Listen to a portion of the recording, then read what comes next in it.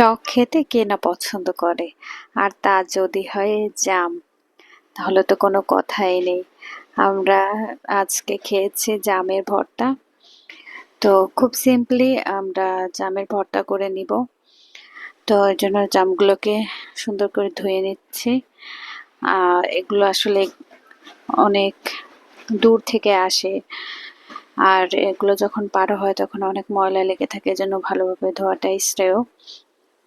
তারপর এগুলোকে থেতলে নিয়ে লবণ, একটুখানি চিনি, আমি আসলে যে কোনো ভর্তাতেই চিনি খেতে পছন্দ করি।